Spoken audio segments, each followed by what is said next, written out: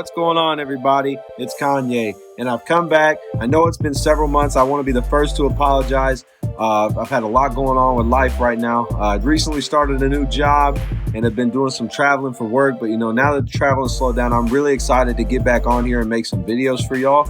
So let me be the first to say I'm excited to be back. And we're going to start with a really good and solid video for y'all here today. As you saw on the thumbnail, we're going to be making Ja Morant. I'm making this build specifically for one of my best friends.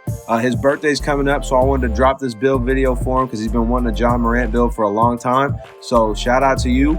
You know who you are. So let's get started. As you see your first name, last name, please like and subscribe. I'm going to try to get everything up and running again and keep making these videos for y'all. So I hope y'all stay tuned.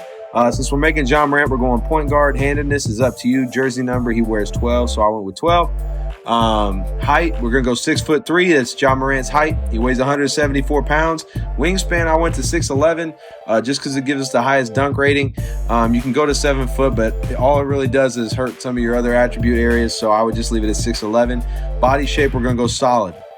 Now, for our attributes, I want to be the first to say, obviously, Ja Morant's like a 92 overall in the game. We're not going to be able to get his exact attributes with like max dunk, max layup, and still be really good in all the other areas, but we're going to try to replicate it the best we can. So to start, we're going to take the close shot all the way up to 80. We're going to take the driving layup to 85.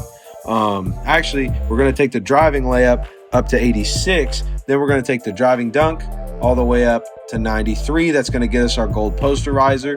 We're going to leave standing dunk and post control the same. Shooting wise, going to take the mid range up to 80. Going to take the 3-point shot up to 75, and we're going to take the free throw up to 77. Obviously, in the game of 2K, you want higher shooting numbers than this, but in this case, Ja Morant, you can still hit with this really consistently. 18 shooting badges is more than enough, and the primary purpose of this build is to be, saucing and dunking on people to where you can still hit a shot if you need to. The mid range is going to be consistent, so you're not in any trouble there. Moving on to playmaking, our pass accuracy is going to go all the way up to 86. That's going to get us some good passing animations. It's also going to get us, you see their gold needle threader and some Hall of Fame Tier 1 badges. Our ball handle is going to go all the way up to 88. That's what's going to get us the gold killer combos. And then our speed with ball is going to go up to 88 as well. And that's going to get us that Hall of Fame quick first step. Ja Morant, really good with the ball in his hands, really good point guard. So having these really high playmaking ratings is very valuable. The 25 badges, you're going to be able to make a really, really solid playmaking point guard build. And that's, still not even accounting for the 21 finishing, 18 shooting badges that we already have. Now, for the weakest part of this build is definitely the defense. And Ja Morant's not a terrible defender. In real life, but his 2K ratings really are kind of low, but we're trying to base them off the 2K ratings. So we're going to go with a 70 perimeter defense, going to go with a 66 steal, and then we're going to take the interior defense up to 35, the block up to 35, and then the defensive rebound up to 36, and the offensive rebound will be at 26. Now, obviously, there's better ways to lay this out. I'm just trying to give him a little bit of a boost where he has those ratings in 2K. Obviously, you can adjust that how you see fit, but the whole point of this is to play as much like Ja Morant as possible. And realistically, with a 70 perimeter defense, you're still going to be able to get silver menace and silver workhorse and silver ankle braces. You'll be able to defend the ball good enough, let's say, for how well this build plays offensively and how good it's going to be physically. You're going to be able to defend good enough, and you can always switch to off-ball defense if you need to. Looking at our physicals, our speed is going to go all the way up to 88. Our acceleration goes all the way up to 90. Our strength is going to go to 40.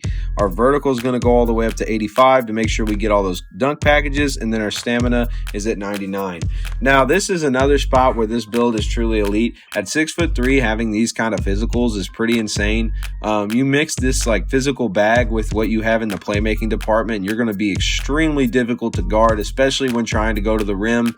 That combination of things is pretty much going to make you unstoppable, to where even though the shooting numbers are good enough, you don't even need to use them that much. So we look at our badge total here. we've got 21 finishing, 18 shooting, 25 playmaking, and 9 defensive badges. That comes out to be a total of 48 plus 25. Was it 73 badges? So not bad, especially for how we have this laid out. There's definitely ways you could add add a couple badges in the different categories by manipulating the attributes. But again, we're trying to replicate Ja Morant's attributes. Moving on, we're going to look at our takeover options here. So obviously we have all the slashing takeovers. We have shot creating takeover, which could be kind of nice. We have sharpshooting takeover, which would be beneficial for us since we don't have necessarily the best shooting attributes. Then we also get playmaking takeover. Me personally, for this build, I'm going to go with 2 finishing takeovers just because I feel like that's the best, way to go. You've already got elite speed and, elite ball handling, so I don't think you necessarily need to do easy blow-bys for your first takeover. I would probably do finishing moves, and then for your second, you could, either go with advanced gathers or easy blow-bys. If you want to mix in some shooting, you could do pull-up precision or ankle-breaking shots. Me personally, I'm going to throw easy blow-bys as a secondary takeover just because it'll induce more of those blow-by animations that you want. So that is the end of the build. And I have not seen what this build is called yet, so we're both going to be seeing this for the first time. But we're getting comparisons to De'Aaron Fox, Mahmoud Abdul-Rauf. I can't say that name right, my goodness. And then Colin Sexton. And we get an inside the arc playmaker. So, it's kind of a unique build name if you think about it. And, you're not going to see a lot of these on the court. Most people are giving their players 3-point shots. I can attest that you can hit with a 75 3-ball all day long. So, don't really worry about that. You have a unique build that's going to be able to jump out of the gym. You're going to have a lot of fun on it. If y'all try out this build, please don't hesitate, to drop a comment. Also, I really appreciate it if y'all would drop a like and subscribe. I'm really wanting to get the channel back up and running, and I appreciate y'all for hanging around and waiting on me. Again, I apologize for the delay. But until next time, peace.